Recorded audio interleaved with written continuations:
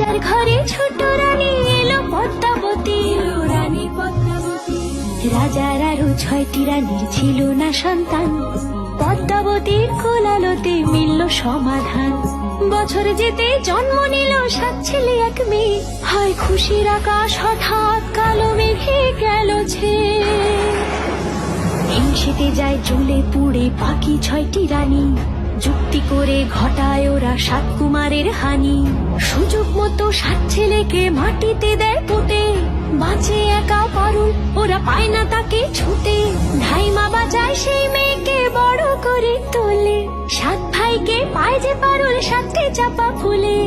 এত কিছুর পরেও রাজার বিপদ যে কাটে না, সূর্য নগরে সুখের সূর্য আর ওঠে না। হিংসা বিবাদ বিচ্ছেদ আর প্রেমের কাহিনীতে পারুল বোন কি পারবে 7 ভাই চম্পাকে জাগাতে।